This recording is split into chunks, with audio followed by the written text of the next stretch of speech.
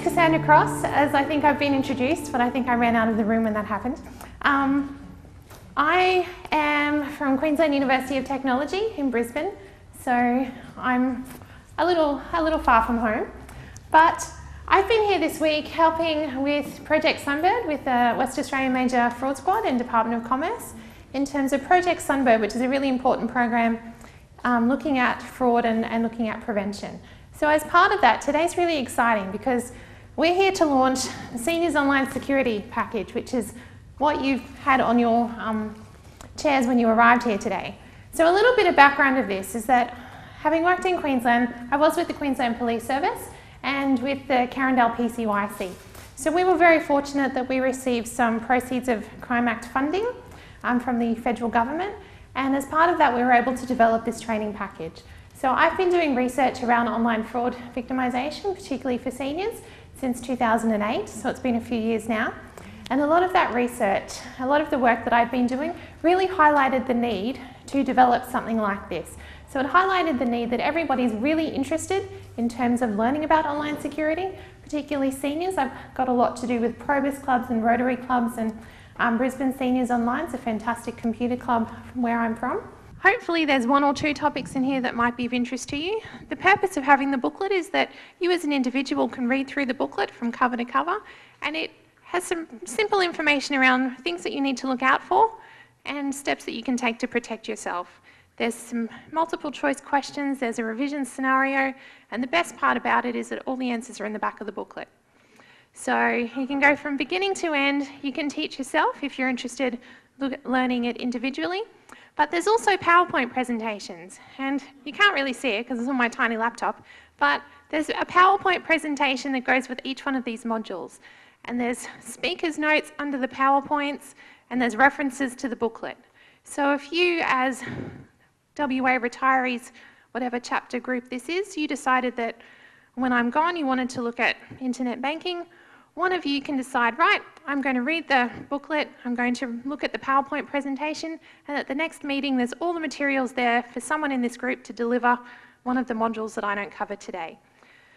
So the purpose is, it's all the information there so that you can either go through it individually or that you as a group can collectively come together. Someone who's interested in internet banking or computer security, or one of them, can say, right, I'm going to read this, I'm going to learn about it, and then I'm going to deliver that information to the group. So there's all the resources there. So I know that you've got some computer classes here, so I'll be leaving copies of all of this so that as a computer class you can go through 5 weeks, look at the 5 topics if you're interested. So there is a website on the back of this where all the information will be electronically available. I think it's already up. Is it up? Brilliant. That piece of technology is working. So the ScamNet website, Project Sunbird, has electronic copies of all the booklets and the PowerPoints that hopefully we will get to at some point today. So first, a show of hands, who has a computer at home? Who uses a computer? Yeah, yep, still you've got one in your household? Yep. Well, that's fantastic to see. So many of you are connected to the internet. Because despite the fact that I'm here and we are talking about fraud and we are talking about some bad things that can happen, the reality is that the internet and computers are a fantastic tool, because I imagine a lot of you are able to communicate with friends and family. Is that right? Yep, family, grandchildren. Yep, Skype. I've been Skyping my husband back home, which has been very lovely. So, yes, FaceTime with my nieces and nephews. So if we think about a world where we didn't have computers and the internet, technology and communication was a lot more difficult. So certainly what I want you to leave this room with today is the knowledge that you can use the computer and the internet in a safe manner. So it's not about scaring you about the internet or scaring you about what can happen, but it's about giving you some information of really simple steps that you can take to reduce the likelihood that you do become a victim. Unfortunately, myself, the police, consumer protection, we can't guarantee that no one in this room will become a victim. We can't guarantee that nobody already has become a victim. But what we can do is give you information to protect yourself, and also give you information on, if it does happen, what you can do. Because there are things that you can do, and it's around talking about it in in a safe environment. So what I want today is for it to be a safe environment where we can share things. I'm sure that many of you in this room may have stories, you may have had things that have happened to you. If you don't want to talk about it in a group, that's fine. If you want to come and chat to me at morning tea or afterwards, if you've got some questions, Dom's here from the police as well. So it's about asking questions today. It's about giving you simple steps. Oh, this is a little exciting. It's about giving you simple steps around how you can protect yourself. First one, computer security. By the end of this module, there are a number of things that you should be familiar with. So the first one is around why computer security is important. Some of us don't. Sometimes we don't really think about it. We just think it's a computer, we turn it on, we take a lot of things for granted. So it is important to know about your computer, to know what type of security is on there. So by the end of this, you'll know why it is important to have security. In the same way that it's important that we have deadlocks in our doors, that we lock our cars, that we protect our other types of property. We're going to look at a few different threats to computer security. There are some scary things that are out there that we need to be aware of. It's not to say that it should scare us away from using the internet and computers, but we just need to be aware of them. We're going to look at the consequences of not having a secure computer, so some of the things that can happen, and these are the things that we're trying to avoid. And we're going to go through how to secure your computer, how to make it safe as possible, and the bottom point's important. We're going to go through some of the steps that if you think there's a problem, if you think your security has been compromised, then there are steps that you can take to try and rectify that. So it's not doom and gloom. So important information, which is what I've already said, is that copies of this presentation, the training booklets and all the other modules are available on the ScamNet website. So don't feel that you have to sit there today writing notes, writing down everything that's said. Don't feel that you have to take everything. It's available there. You can go home tonight, go home next week, next month, and the information will still be there. So I'd like to introduce you to Beryl and Alan. Beryl and Alan are two characters that we created for this training package, and they're consistent across the 5 books, and they will be taking us through the 5 topics of computer security. So they've had some unfortunate circumstances happen, but they've gotten through to the other side. So getting started, as a group, why do we think computer security, why do we think it's important? Why do we think we should protect our computers? Does anyone have any ideas? Personal information? Absolutely. A lot of you would have a lot of personal information on your computers. Anything else? Yeah, there is a need to protect our own security. I feel like I'm at uni with my students and blank faces. It's all right. There is a need to protect our security, computer security. So like I said, we put locks on our doors, we protect our physical property, we lock our windows, lock our front doors, we lock our vehicles, we have protection on them, we may have plates on them, electronic monitoring, things like that. It's important that we think about the computer in the same way. So there are a few ways that computer security can be broken, and some of these terms you may have heard of before, some of them might be new to you. So the first one is through malware. I'm not sure if you've heard of that term before. We're going to go through it, so don't worry. The next one's around identity crime, fraudulent emails, and unsecured networks. So some of them you might have heard about before, some of them have been in the news, others might be completely new to you today. So we'll go through and we'll go through each of them. But as I said, there's no point being afraid of these because they can be overcome with some simple steps. So if we take the term malware, so a number of you said you'd never heard of that term before. So malware is short for malicious software, and it's basically designed to make your computer sick. So it's designed to disrupt the normal running of the computer and make it function in ways that you don't expect it to, in ways that it shouldn't. So malware comes in many forms and different types. If we think about the computer in terms of our body, so we can all get different illnesses. Different illnesses attack different parts of our body, show different symptoms, and it affects people differently. So the same thing happens with malware on a computer. There are so many different viruses that can attack the computer, change the running of it, make it slow sometimes, but there may not be any symptoms whatsoever. So you may have malware on your computer and not know that it's there because it's just running in the background.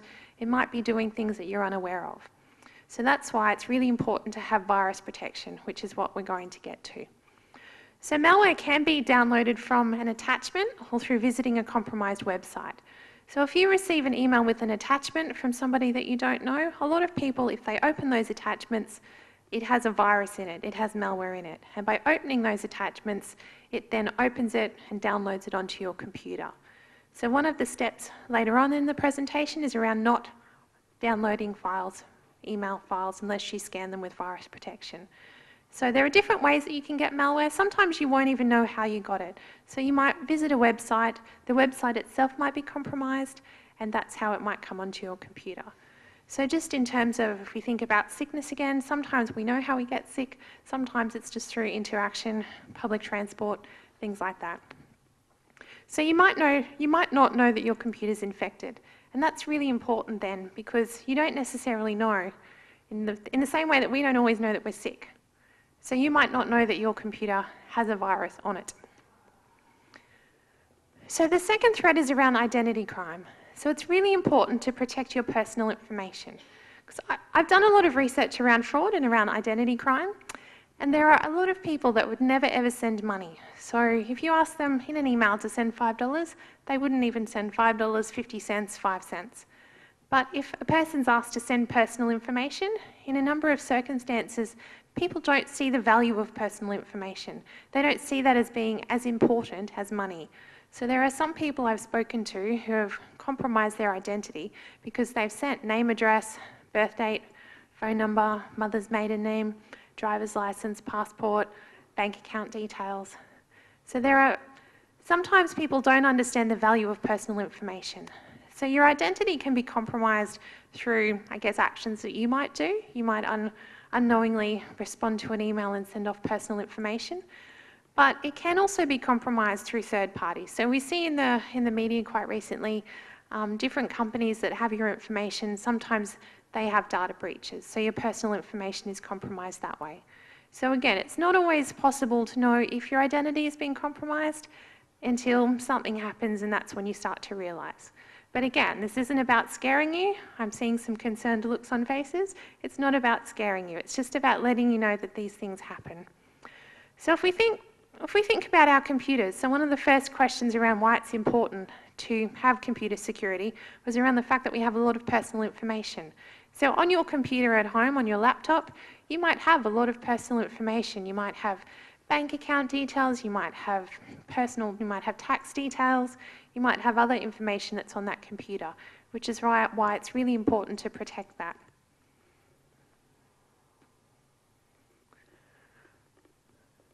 The third threat is around fraudulent emails. So a lot of these things are related, a lot of them are linked. So fraudulent emails are those that will appear in your inbox and will look genuine. So in terms of identity crime and personal information, it might be what's called a phishing email. So it might be an email from what looks like your bank, what looks like your telephone service provider or internet service provider, and it might be asking you to confirm bank account details or confirm personal details. Banks will never send those types of emails to you. Banks will never request for personal information over the email. So if you receive an email like that asking for any personal information, you just need to delete it, and we will go through those steps further on. But fraudulent emails come in any number of varieties. They can be asking for personal information, they can be asking for money, they can just be coming through and they might have some malware attached to them to try and get personal information out of your computer. So as I said, sometimes if people open attachments to emails that they're not aware of, it can download malware onto the computer. And the last threat is around an unsecured network. So what this means is that a lot of us who has wireless in their household? A number of you? Yep. So wireless is fantastic because you can have your device and you're not necessarily, I guess, stuck to a room. So you don't necessarily have to have your computer in the study. You can be sitting in the lounge room with your laptop and still be accessing the internet. So in my household, we've got the computer up in the study, we've got the internet there, but we have Wi-Fi. So I can sit at the kitchen table, I can sit in the lounge room, I can sit on my back patio, and I can still be accessing email and using the computer. So we do that through a wireless network.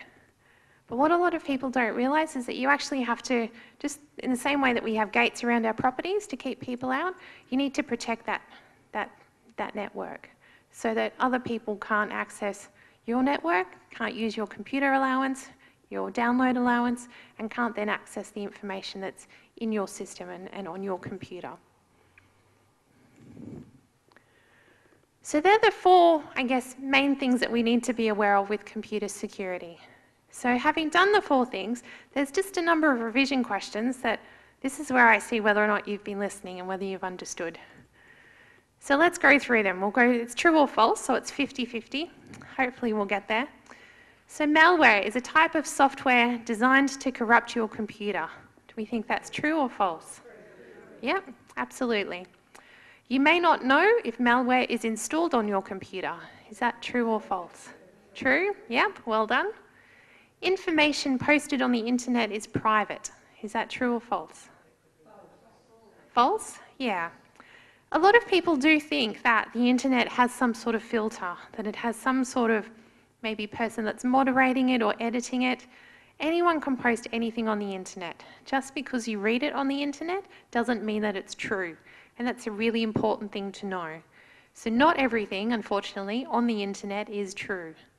And so it's really important to know that whilst you might think information you're putting up on the internet is private, that only you can read it or people in your social circles can read it, but unfortunately not everything on the internet is private and it's not always true.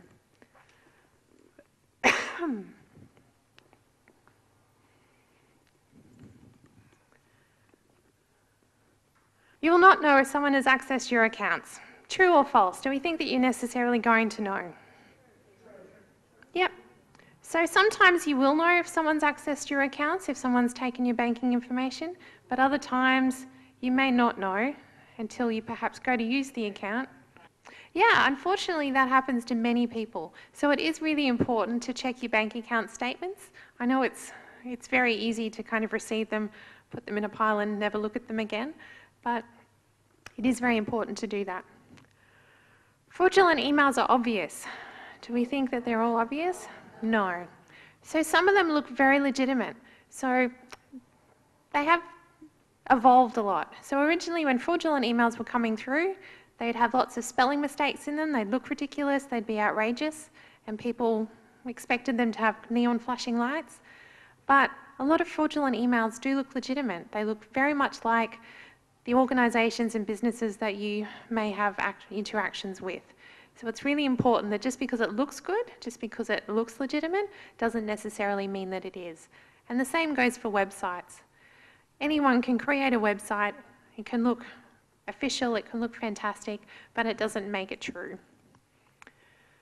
The next question, public wireless hotspots are just as safe as personal wireless networks. Yep, absolutely, that's false. So in terms of using hotspots, in terms of wireless networks, your own network should be secure, your own network should be, and we'll go through some steps, but your own network, you've got control over that. But if you're a public Wi-Fi spot doing really personal things like banking, I would strongly encourage you not to do banking in public Wi-Fi areas, just because you don't have that same level of control and you don't know about the level of security.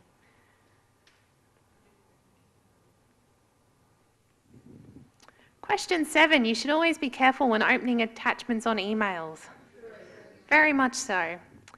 Identity theft can never happen to me. False. Good work. Unfortunately, it can happen to any of us, and it's not to scare us, but it's just to be aware that we are all vulnerable. It's safe to send personal details in response to an email. Very much so. And I think that's it. So how well did we do? I think we did fantastic. So we deserve a round of applause. Okay, so now that we've gone through, obviously we've gone through some of the threats. So we've gone through some of the things that you need to be aware of in terms of your computer security. But in saying that, it's not doom and gloom. And certainly what I keep saying is it's not about scaring you. It's not about going home and never turning on your computer again. There are some simple steps and strategies which can help you to protect your computer. So we're going to go through them. So the first one is around antivirus protection. So it's really important that you have antivirus protection on your computers. So who knows what antivirus protection is? Yeah, a few of you over here. So basically, it's a way of protecting, it's like, I guess, immunization for your computer, if you want to think of it that way. So there are different brands. You can get some of them for free in terms of downloading them on the internet. You can pay for them as well. It can be Norton, Avast. There are so many different types of antivirus out there. You don't have to pay for them. There are free ones that you can use. But you certainly, if there's one thing that you do from this presentation, is go home and double check that you have antivirus protection on your computer and that it's up to date. So with computers, there are threats every single day. There are new viruses that are out there. There are new things that are happening. So what happens on my computer is that I've got my antivirus set up automatically so that every time I turn my computer on, it updates. I don't have to touch it. I don't have to do anything. It automatically updates it and then comes up with this little computer voice saying, your antivirus is updated. So every time I turn on the computer, it does that. So that's something that each one of you can set up as well, so that you don't even have to think twice about it. You can just set it up and know that your computer is safe. But it doesn't mean that it will stop 100% of the fraudulent emails coming through, or it will protect your computer 100%. So it's really important to have it, but it's still also important then in terms of opening email attachments and websites that you visit. You've still got to take care. The other important thing is around not having more than one antivirus on your computer. So some people think that having more than one antivirus program strengthens your computer. What it actually does is weakens it, because the antivirus protection software identify each other as viruses. So they will fight each other. And in doing that, they may let some legitimate things come through. So you only need one antivirus on your computer. You don't need more than one, you just need one, and you need to update it. In the same way that we need to update our software. So some of us, I know that actually, I'm not sure I should say that, but obviously used to work for government, and we were still using Microsoft 2003. So given that we're 2014 now, it's a little bit outdated. But it is important to regularly update the software, because things change. The software has new security features. It updates bugs from the older versions. So if you're still using a computer with something like Windows 97 on it, then you're probably due for an update. So it is important to update things on a regular basis. It is really important to never to respond to a personal email with personal information. So like I said, your personal information is really important. You need to protect it in the same way that you protect money. It can be used in the same way. So if you receive any emails asking you for personal information, it's really important that you don't send it, that you think about your personal information in the same way that you think about your money. So, yeah. Talk to somebody if you're unsure of an email. If you get something through, you're not sure if it's legitimate, talk to somebody, talk to a friend, talk to a family member. If it's something that's come through, you may want to call ScamNet, talk to the people at Consumer Protection. I'm sure they'd much rather take a phone call straight up for a few minutes than have to deal with you down the track when something's happened and you may have lost money or had your identity compromised. The next one's around passwords, and this is a tricky one because we have so many different things, so many different passwords, and it's really tempting to use the same password on everything or same iterations of it. But it is really important that we have strong passwords. So think of your password as a key.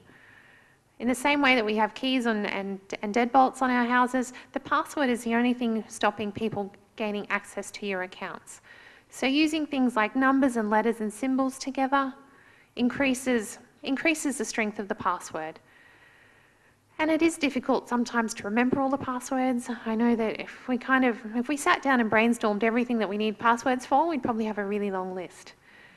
But it is important to have a strong password. Email filters are also important. I'm not sure if any of you have email filters at the moment, but what they do is they identify emails that are generally seen to be spam, generally seen to be junk. And generally it'll put it into what's called a junk folder. I'm not sure if some of you have seen your junk folders. Sometimes legitimate emails get put into the junk folders, and you do have to go through and check it. So having an email filter is a great thing. It can kind of siphon off a lot of irrelevant emails that you don't have to deal with. But just because an email doesn't go to your junk mail folder doesn't mean it's legitimate. So it still is up to you to read the email, to look at it, and to make that judgment as to whether or not you think it's real or not, or whether or not you're going to take any action from it. The sixth step is around avoiding clicking links in emails. Sometimes it's really tempting. If you get an email, it might just be a random email with a website. Chances are if you click on it, it will take you to a website that's compromised and it will download malware onto your computer. So it's really tempting sometimes to click on links and to click on pop-ups and to click on everything that's on the screen. But just take a step back, think about it, because sometimes it can lead to malware, it can lead to things that we're trying to avoid. So we've already talked about opening email attachments. If it's from somebody that you don't know, certainly I would just strongly encourage you to delete it. If it's an attachment from a friend or family, like we send each other photos, things like that, a lot of email programs have antivirus where you're able to scan the attachment before you download it. And that's really important to make sure that, I mean, your friends and family, their computers might be compromised, they might not know about it, they might have malware on their computer, they're sending you a photo and you may inadvertently open it and download the malware as well. So it's important that you can scan these attachments before you open them. And then we've talked about securing your own network and using a firewall. So securing your own network and using a firewall is a way of protecting it to make sure that only the people that you want can access your network, can access your computer, and can use your internet download percentage.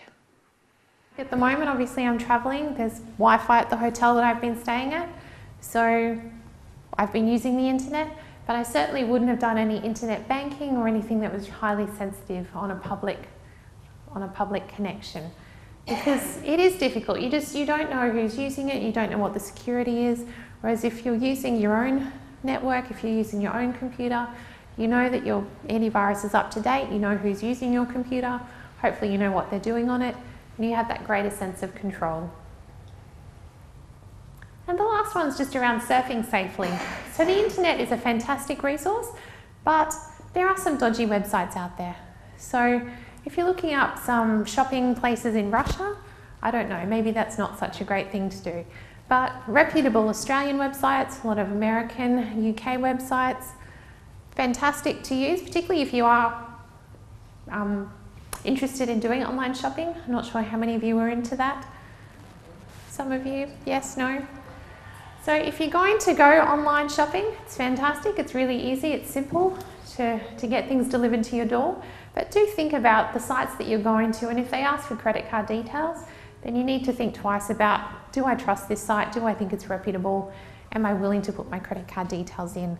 A great thing that I do is I've got a credit card that it's a separate standalone credit card. It's got a very small balance on it, and I use that for all my internet transactions. So that if it gets compromised, it doesn't affect any of my big accounts, my mortgage or anything like that.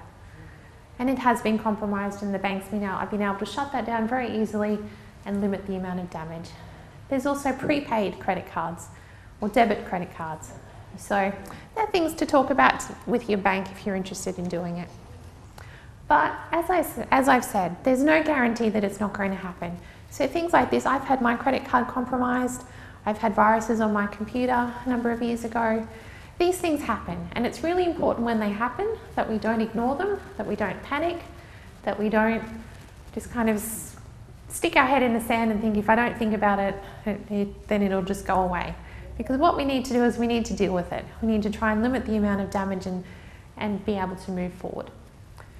So with malware, it's really important. If you think that your computer's got a virus, if it's acting a bit strange, if it's a bit slow, if it's popping up some strange messages that you've never seen before, then maybe there is some malware, maybe there is a virus on the computer.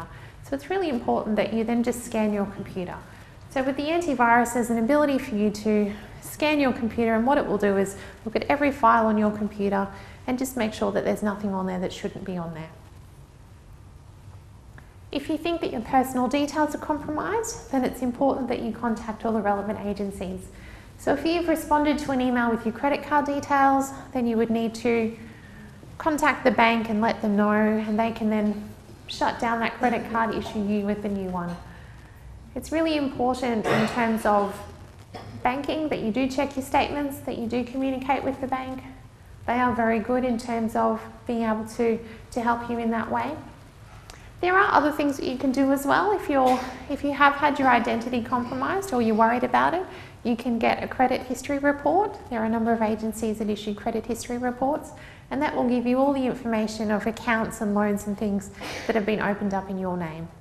So if you're getting that on a regular basis, then if something's happened, if someone's opening an account in your name, you'll know about it. So internet banking I think is fantastic, because if you're like me, I always forget to pay my bills until about 11 o'clock at night. So, which is actually really bad when it's daylight savings on the East Coast, because being an hour behind, generally it's midnight and I've missed the deadline. But internet banking is a fantastic thing, but you need to take some steps. So I use internet banking at home, but I know that my computer is up to date with virus protection. I know that my network is secure. I check my transactions. Depending on which bank you're with, there are things like tokens, and some banks will use SMS text messages. So my bank, every time I do an online transfer or enter my account details in terms of online shopping, it will send me a text message with a code to confirm. So there are ways that banks are overcoming security issues. So if you're interested in internet banking, there is a module about it, which has a lot of that information. But if you are interested in it, certainly go down to your local bank, talk to them and say, I'm interested in setting up my online banking account. What type of protections do you offer? Because all the banks are different, all the banks offer different things. And it's about you talking to them and being comfortable with what they provide and working out what's suitable for you. So in terms of reporting fraud, you can report fraud to the Australian Communications and Media Authority. There is an email address there where you can forward fraudulent emails and spam to. But here in Western Australia, you are really lucky that you have Project Sunbird. So if you have any financial losses, you need to report them to Project Sunbird. So there's the ScamNet, there's the internet website there, but there also is a phone number where you can call up as well. So Western Australia, you are very fortunate that you have some great work that's being done here. So conclusion, the internet has some great benefits in terms of communicating, doing business and being entertained. But like I said, there are just some simple steps that you need to be aware of to try and protect the security of your computer. So it's not about scaring you, it's just around knowing that there are some threats out there, there are some things that could happen, but there are some simple ways that you can try and overcome them. Right. So there is a revision scenario here. So we're going to talk step by step through this scenario. So Beryl's just moved into a unit in the middle of town. She uses a personal computer as well as a laptop to access the internet. She's organised a wireless network to be installed in her unit so that she can access both devices at the same time, like many of us do. Beryl has set up regular antivirus updates on her laptop, but she's not done the same with her personal computer. And she hasn't secured her wireless network because she's not quite sure how to do it. And I'm sure many of us are like that. So what are some of the risks that Beryl faces by only protecting her laptop? What do we think about that? So she's got virus protection on her laptop, but she doesn't have it on her home computer. And she hasn't secured the network either. Yep. So she's a little vulnerable, isn't she?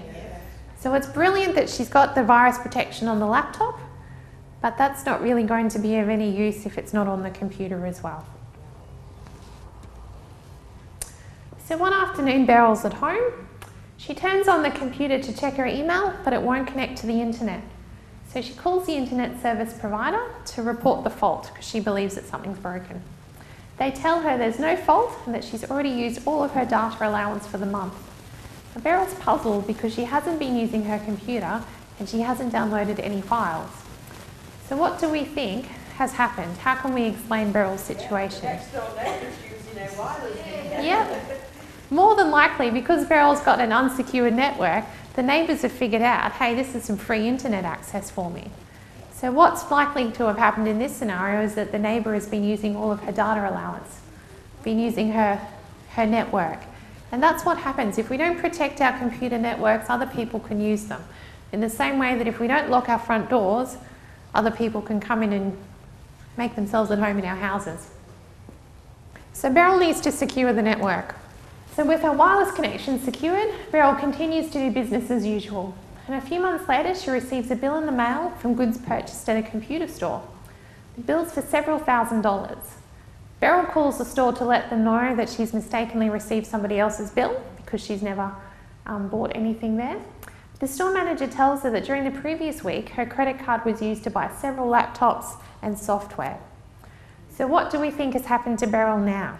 So what's likely to have happened in this scenario is that when Beryl had her wireless network that wasn't secure and somebody else was using it, using the internet, that they've probably been able to access her personal details on her computer as well. And so in doing that, they've been able to open up some credit cards and go shopping on Beryl's credit card. And she's only realised this because she's gotten the bill in the mail from the store to say, you owe us this amount of money. So this is why it's really important to secure our computers, our laptops, our home computers, and also to secure our networks. So Beryl needs to take some action, talk to the police. She also needs to obviously talk to the store and talk to the bank to try and figure out what's happened and to obviously shut down her credit cards and get some new ones. So the last thing to say is that if we're not all technically savvy, I talk about this all the time, but it doesn't necessarily mean that I know how to protect my network or set up a firewall. So for things like that, there are local IT people around. So if you're unsure about how to put virus protection on your computer, if you're unsure of how to secure your network, there are services available. There are people who know a lot about this stuff who can actually come to your house and provide that service, can help you secure your home networks and secure your computer. So certainly you may have friends and family that are fairly IT savvy. You probably have grandchildren that can teach you a lot as well. So I have nieces and nephews that I swear know how to use an iPad more than I do. So it's really important that if you go away from today and you're not quite sure about whether you have a secured network, whether you have virus protection, if you're not sure, it's really important that you contact somebody, ask someone for help and make sure that you do have everything protected. Because we don't all know everything, we're not all able to do it ourselves, so there are people out there that will provide that service and that will help us.